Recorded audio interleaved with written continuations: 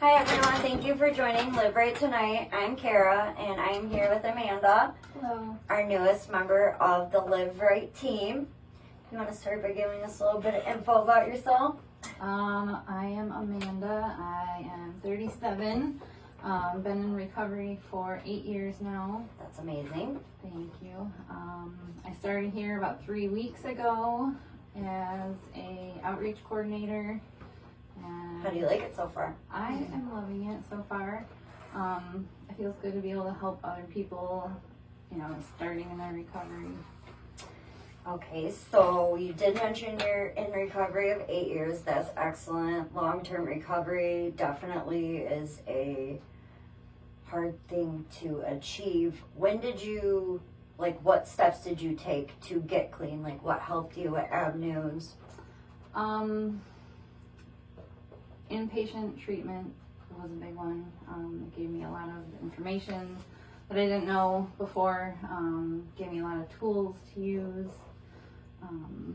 especially in the first couple of years. Right. Even outpatient group therapy, one-on-one therapy was a big help in the beginning. Still now, obviously, but definitely in the beginning. A lot of people lose friends, family members, because of the things they do in addiction, and having support from other people that are going through the same things helps a lot. Definitely. When did you notice that your drug use became an issue for you? Were you younger, growing up, you realized it, or did it hit you when you were an adult, or how did that come into play? As an adult, I think I began to notice when I started stealing from friends and family, whether it be pills or things to go pawn to get money. Right. I knew it was an issue then, and I didn't even get help then. The shame and embarrassment. Absolutely. It stops a lot of people from getting help because they don't want to talk about it. Right. That stigma that's there definitely kind of creates that barrier of not wanting to speak up and say something. At what point did you realize enough was enough, it was time to get clean? After I had my son, he went into care of the state. CPS got involved. I finally, before they took him, I actually put myself in rehab. Mm-hmm. And even after that, I had a relapse with pills again. And then I lost another close friend because the pills that I took were hers. Lost a job. And at that point, I was at my lowest. I didn't think my son was going to come back home, and I knew I had to do it not only for him, but for myself also. And I had to give both of us a shot at having our family. And a better life. Yes, right. Exactly. What kind of, what was your support system like? Did you have, the help of family and friends that were still around and knew what you were going through? My mom was a big support. A lot of my family, I kind of felt like they kind of outcasted me and didn't want to speak to me anymore. And a lot of them still, I feel like they've kind of forgiven a little bit, but we still don't have a relationship like we used to. Besides my mom and my sister, a lot of my support was in group therapy and one-on-one with my therapist, my recovery coach. That's awesome. Yeah. I know there's starting to become more and more help out there for people like us, as far as the peer recovery coaches or the one-on-one counseling sessions with the therapist. I know that definitely does help. Yes. What do you think your biggest benefit was from using those tools and resources? Just someone to help myself stay accountable. Sometimes when it's from your family, it just, kind of comes off not the same way. I don't know how to put it, but it's a little different when it's from someone, especially a peer recovery coach, because it's someone who's been there, And that definitely helped a lot. Now, when you were going through like the CPS case with your son, obviously you had certain things you had to like follow and like, rules, regulations as far as getting that back. Now, how was your experience with that? I feel like it was good. I have heard a ton of horror stories, but I feel like I got very lucky. My son was with a great foster family and we built a good relationship.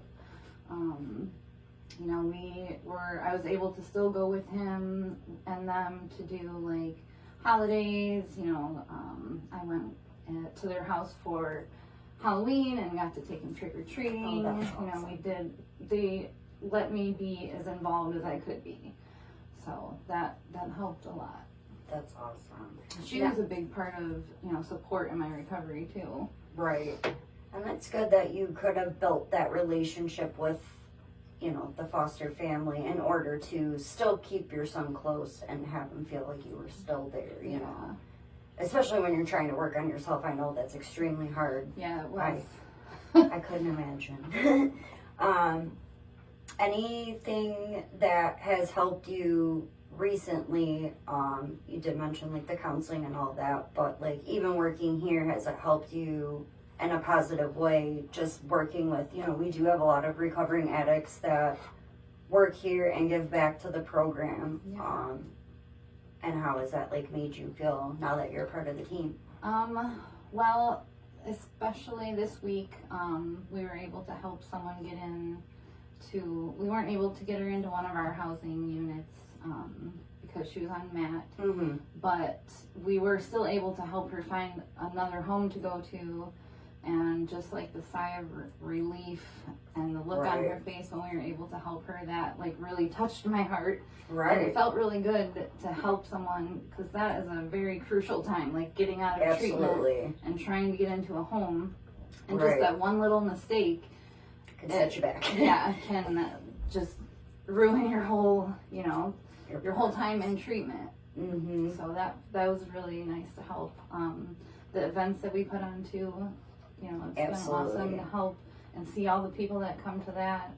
It's a lot of planning and a lot of work that goes into the events, but to see everyone show up and kind of raise that awareness for not only like us being in recovery, but just as to the community as a whole. I kind of think that it is very important to bring everyone together, especially now with the drug epidemic being so prevalent and things like that. How would you say like your recovery now has changed like relationships with your family and stuff? You did mention that they were coming back around. Yeah, it's changed a lot. It's when we're in our addiction, a lot of people don't want to be around us. Right. And once we are in our recovery, it's a good feeling to have your family's trust back, to get, a key to their house, to be able to take care of stuff for them, and that they have trust in you again. Yeah, that's definitely huge. And I feel like a lot of us struggle with, once we lose everything, that initial panic of, oh gosh, how do I get everything back? Exactly. And us being used to that instant gratification when it doesn't happen right away, or it is a long road. Recovery is a very long journey, and a lot of us sadly don't grasp that in the beginning, you know what I mean? And for you to have the long-term 8 years in recovery, that's a long time, and you should be very proud of yourself. That's amazing. Thank you.